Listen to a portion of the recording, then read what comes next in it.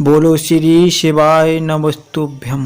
किसी ने प्रश्न किया था कि सीहोर उन्होंने एक प्रश्न लिखकर भेजा था कि ये गौतम ऋषि के आने के बाद गोदावरी मैया का प्रागट्य हुआ।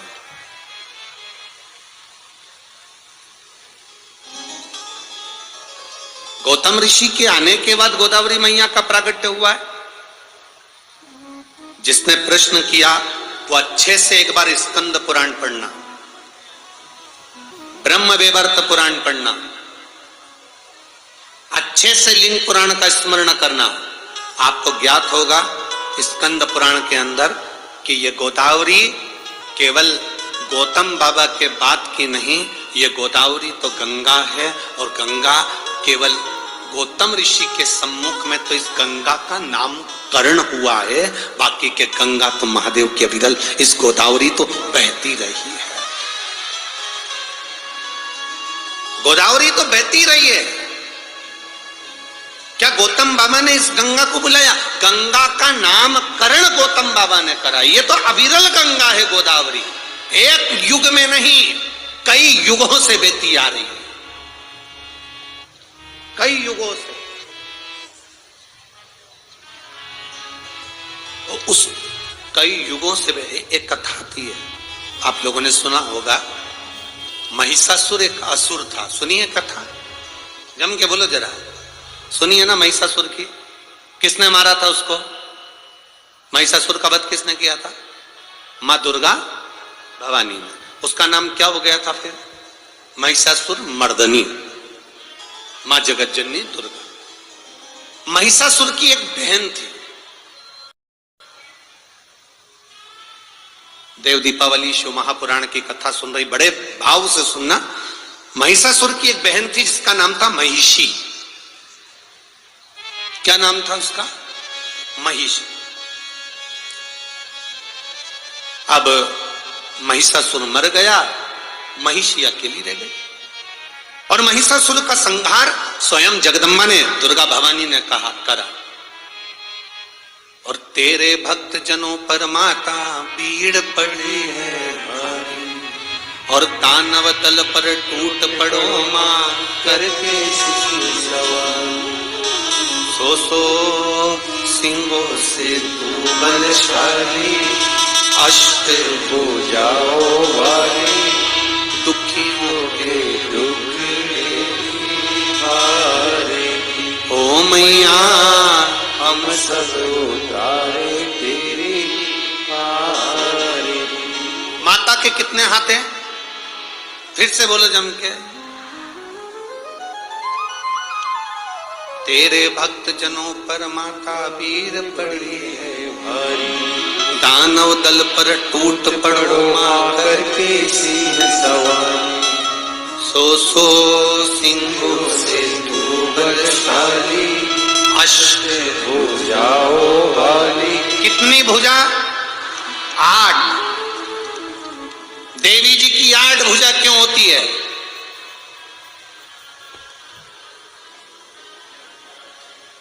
भगवान शंकर की 4 भुजा, भगवान नारायण की 4 भुजा, द्वारकाधीश की 4 भुजा, तिरुपति बालाजी की 4 भुजा।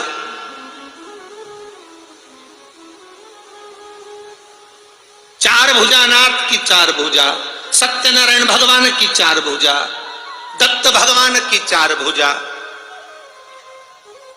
और देवी की 8 भुजा। शंकर भगवान, नारायण भगवान, विष्णु भगवान, इनके 4 हाथ, 4 बेटों को अपनी उंगली पकड़कर चलना सिखाते हैं। 4 बेटे कौन से? ब्राह्मण, क्षत्रिय, वैश्य और शूद्र। ये 4 बेटों को मेरे भगवान ने अपने 4 हाथ से पकड़ कर रखा है। पिता अपने बेटे को एक हाथ से पकड़ता है, पर माँ अपने बेटे को एक हाथ से नहीं पकड़ती है, माँ अपने बेटे को 2 हाथ से पकड़ती है। इसलिए 4 बेटों को लिए माँ ने 8 हाथ लिए। 4 4 बेटों को संभालने के लिए मां भवानी दुर्गा ने अपने 8 हाथ धारण करे।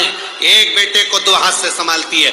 ब्राह्मण को 2 हाथ से संभाला तो क्षत्रिय को 2 हाथ से संभाला, वैश्य को 2 हाथ से संभाला तो शूद्र को 2 हाथ से संभाला।